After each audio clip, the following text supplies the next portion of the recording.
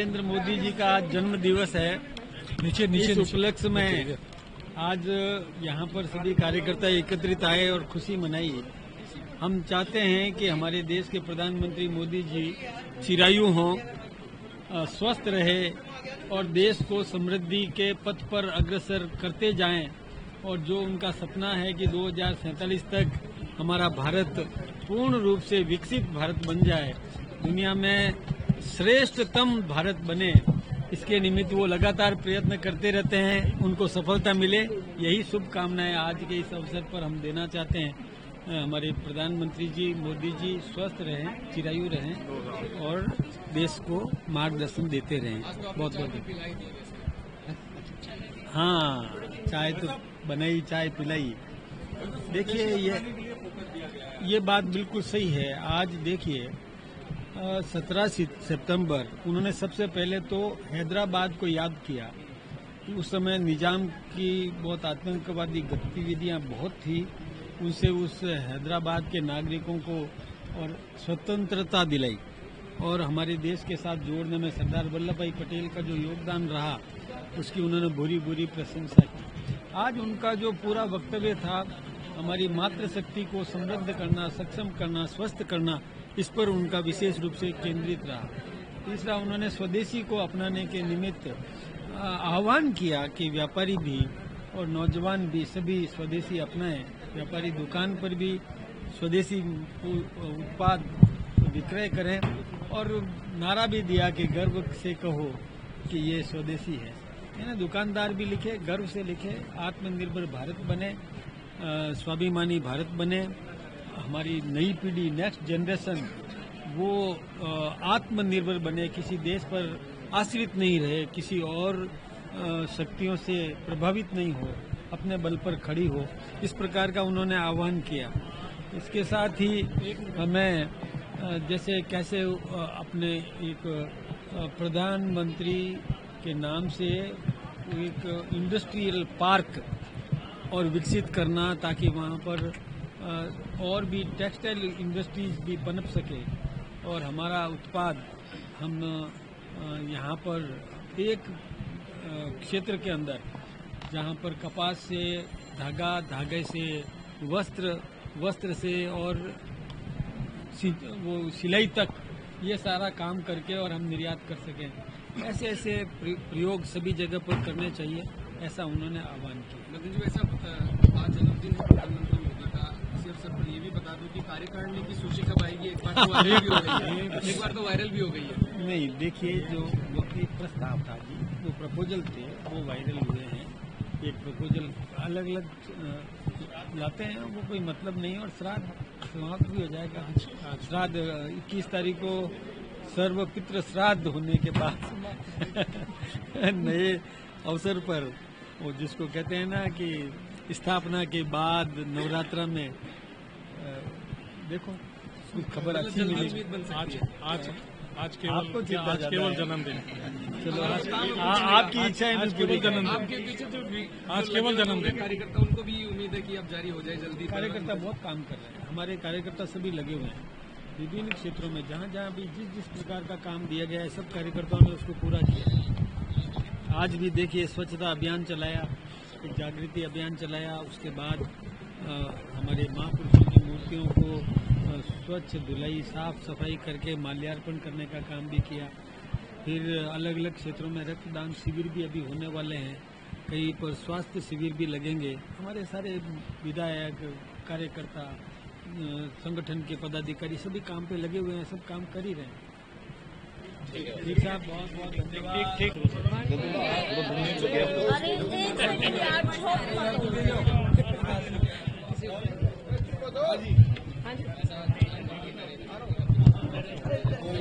देखिए, जब तक याद जाती है, ख्याल आता है और मीडिया के जरिए, इतिवृत्त के जरिए हम लोगों को इतिहास प्राप्त होता है। आज तक किन्हीं प्रधानमंत्री जी का इस तरह से जनता ने जन्मदिन नहीं मनाया है। मैं आप लोगों को निमंत्रण देता हूं कि आप लोग जाकर के देखिए, घर घर के अंदर केक काटे जा रहे हैं। जबकि प्रधानमंत्री जी से उनका ये रिश्ता है कि वो देश का प्रतिनिधित्व कर रहे हैं। मंदिरों के अंदर यज्ञ हो रहे हैं और यज्ञों का उद्देश्य है कि प्रधानमंत्री जी का स्वास्थ्य अच्छा रहे और दीर्घ काल तक देश का नेतृत्व करते रहें। अभी सिद्धेश्वर हनुमान जी के अंदर, हमारे अवधेश दास जी महाराज के नेतृत्व के अंदर साधु संतों ने विशाल यज्ञ का आयोजन किया और उसका एक ही उद्देश्य था कि आदरणीय नरेंद्र मोदी जी के नेतृत्व में भारत पूरी दुनिया की प्रथम शक्ति बने। आज जो सामरिक और आर्थिक के अंदर चौथे नंबर पर है, हमारी जो ट्रेनों की ट्रैक है वो डेनमार्क जितनी 10 साल के अंदर बन चुकी है और 1 साल के अंदर स्विट्जरलैंड जितनी ट्रैक बन चुकी है। लेकिन चहुमुखी विकास हो और उसका आनंद आम जनता तक पहुंचे, लोकतंत्र की खुशबू सारी दुनिया में महसूस हो, इसलिए जनता खुद प्रधानमंत्री जी का जन्मदिन मना रही है। सर, मोदी जी के भाषण में स्वदेशी वस्तु पे जोर दिया गया। हाँ, स्वदेशी वस्तु पे। स्वदेशी अपनाने के लिए देखिए, मोदी जी ने स्वदेशी अपनाने की बात पहली बार नहीं कही है। आप ये देखिए कि आज भारत दुनिया के अंदर झंडा गाड़कर पहले स्थान के ऊपर खड़ा है, तो इसलिए खड़ा है स्वदेशी के बूते। नहीं तो जब बात चल रही थी कि 25%, 50% भार बढ़ जाएगा, अमेरिका से लोग डरे हुए थे। हमने अमेरिका को शत्रु नहीं माना, हम तो विश्व बंधु हैं। हमारे लिए अमेरिका भी मित्र है, रूस भी मित्र है, चीन भी मित्र है, पाकिस्तान भी मित्र है, सब हमारे मित्र हैं। जिसका जहां पर इलाज होगा ऑपरेशन सिंदूर के जरिए हो जाएगा, कहीं और किसी जरिए से हो जाएगा। लेकिन यह तय है कि आदरणीय मोदी जी ने ये तय कर लिया है कि स्वदेशी के रास्ते से भारत आगे बढ़ेगा। और ये वह वाक्य है जो आदरणीय महात्मा गांधी जी उपयोग करते थे। वो कहते थे स्वदेशी यानी हमारा अपना, देसी, जिसमें हमारा, आज उन्होंने स्पष्ट किया, जिसमें हमारा पसीना लगा हुआ है, वो होना चाहिए। तो आज बहुत खुशी का मौका है और जयपुर से, गोविंद देव जी की नगरी से उठने वाली आवाज दिल्ली तक जाएगी। पूरे देश के अंदर जो होड़ लगी हुई है मोदी जी का जन्मदिन मनाने की, जयपुर उसमें सबसे आगे है। तो विदेशी प्रोडक्ट जो हैं तो अब बैन होंगे? बैन की जरूरत ही नहीं है।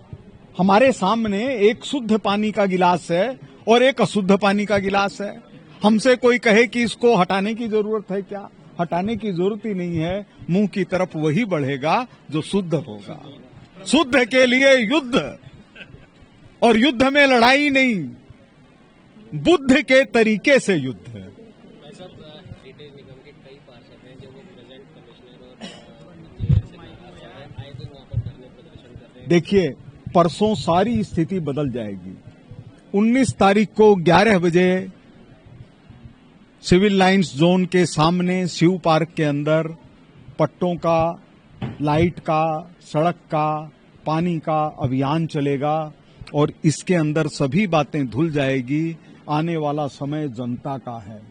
पहली बार ऐसा हुआ है कि ऐसे पट्टे जिन लोगों ने फर्जी बना दिए उनको रद्द कर दिया गया, उनके खिलाफ एफआईआर दर्ज कर दी गई। 4 अफसर एक साथ सस्पेंड हुए हों, मेरे को कभी सुनने में नहीं आता है इन वर्षों के अंदर। पहले हुआ होगा लेकिन इन वर्षों में नहीं सुनने को आता है। तो सच्चाई के लिए जो आवाज आगे बढ़ रही है, सबसे बड़ी ताकत है कि उसके पीछे मीडिया है। मीडिया ने अपना एक वापस ऐसा महत्व दिखाया है कि हम लोग किसी विषय को उठाएंगे तो ये सरकार उसकी सुनवाई करेगी, और ये हुआ है। कोई भी सच्चाई के लिए एक तो रास्ता है किसी की आलोचना करना और एक रास्ता है सच्चाई को सामने लाना। हम सच्चाई के लिए रास्ते के ऊपर आगे बढ़े हैं और मीडिया को बहुत बहुत धन्यवाद है कि उस रास्ते पर आगे बढ़ने पर मीडिया को सफलता मिली है। सर, पहले जीएसटी बढ़ाई गई है, जीएसटी है ना कम की जा रही है। जीएसटी कम नहीं की जा रही है। आप ये देखिए कि बच्चों के लिए, चिकित्सा के लिए, होटलों के लिए, इनके लिए तो जीएसटी कम की जा रही है। और कांग्रेस को जो विशेष दर्द है नशे के लिए, सिगरेट के लिए, शराब के लिए, इनके लिए जीएसटी बढ़ी है 40% तक। तो उनके सामने समस्या है कि नींद आएगी कैसे, क्योंकि या तो भ्रष्टाचार करो या मादक पदार्थों का उपयोग करो।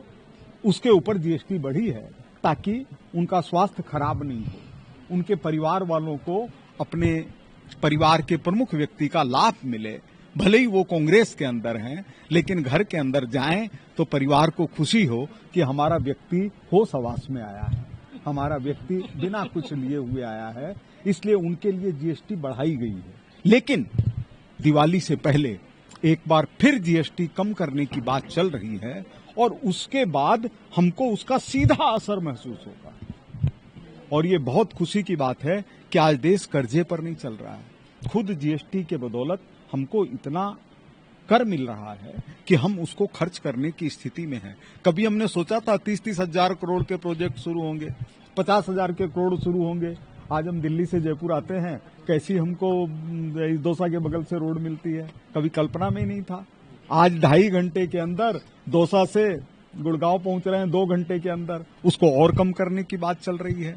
अपने जयपुर के स्टेशनों के ऊपर कुल मिलाकर के 2000 करोड़ रुपए का खर्च हो रहा है। ये नक्शा बदल जाएगा। जो अपने मेट्रो की सेकेंड फेज शुरू होगी, अपने ट्रेनों की आवाजाही बढ़ेगी, और इसके बाद में जो योजना है वो ये है कि हमको सरकारी बसें इस तरह से उपलब्ध रहेंगी जैसे लंदन में उपलब्ध रहती हैं। आज मैं आपको किसी शहर का उदाहरण दूं तो वाशिंगटन के एयरपोर्ट के ऊपर नीचे उतरेंगे तो हमको कहीं जाने के लिए टैक्सी खोजने की जरूरत नहीं है। वहां इतनी सुंदर सुंदर बसें लगती रहती हैं कि आप वहां बैठिए और आराम से पहुंचिए। भारत उसी तरफ तेजी से आगे बढ़ रहा है और हमारा नेतृत्व इतना सक्षम है कि सबको साथ लेकर जो जिस गुण में माहिर है उसको अपने साथ जोड़ने का काम। तो हम लोग बहुत अच्छी राह पर चल रहे हैं और हमारे मोदी जी जिनका नेतृत्व मिल रहा है, मैं तो खुल के कहता हूं कि जब जब देश को जिस तरह के नेतृत्व की जरूरत रही है, पार्टी से ऊपर उठकर देश ने उसका साथ दिया है। चंद्रशेखर आजाद और भगत सिंह का भी साथ दिया है, सुभाष चंद्र बोस का भी दिया है और महात्मा गांधी का भी दिया है। इस समय देश आदरणीय नरेंद्र मोदी जी के नेतृत्व में तेजी से आगे बढ़ रहा है और 150 करोड़ भारतीयों का विश्वास मोदी जी के अंदर है।